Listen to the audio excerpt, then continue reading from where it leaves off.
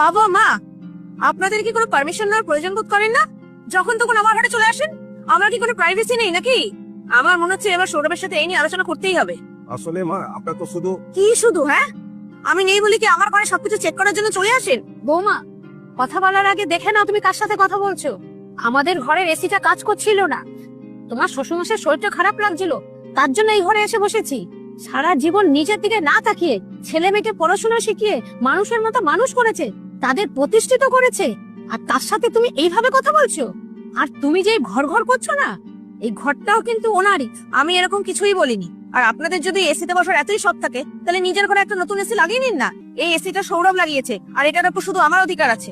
তোমার স্বামী হওয়ার আগে ও আমাদের সন্তান, ও রোজগারের উপরে আমাদেরও কিছুটা অধিকার আছে। তাই বলছি, এরপর আমাদের সাথে এইভাবে কথা বলার আগে 10 বার চিন্তা ভাবনা করবে।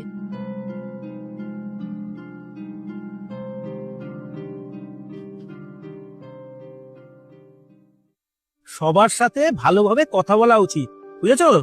একটা কথা বলবো, তুমি তোমার বাবা মাকে ভালোবাসো? হ্যাঁ মান্টি, আমি আমার বাবা মাকে সবচেয়ে বেশি ভালোবাসি। আমার বাবা মা আমার কাছে ভগবানের মতো।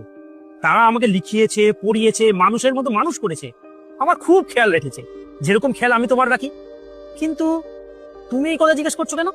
তাহলে তো তোমার মাকে বকা দেওয়া উচিত, কারণ মা তো ঠাম্মি আর দাদুর সাথে ভীষণ খারাপ ভাবে কথা বলে। কেন? কি বলেছে তোমার মা?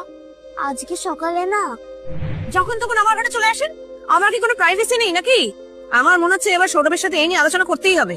আসলে মা, আপনার তো শুধু কি শুধু? হ্যাঁ, ঠিক আছে মান্টি, তুমি ঘরে গিয়ে পড়ো। হ্যাঁ, আমি তোমার সঙ্গে পরে কথা বলবো।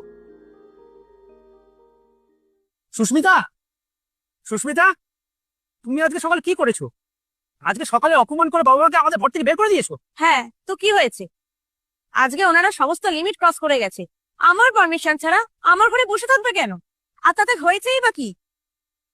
ও আচ্ছা, এখন আমার বিরুদ্ধে তোমার কান করা শুরু হয়ে গেছে। সুস্মিতা, মুখ সামলে কথা বলো।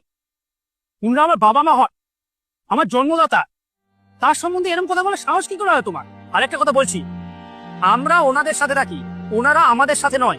আর এতে যদি তোমার কোনো প্রবলেম হয়, তুমি বাড়ি থেকে বেরিয়ে যেতে পারো। আমি আমার বাবা মাকে ছেড়ে কোথাও যাব না।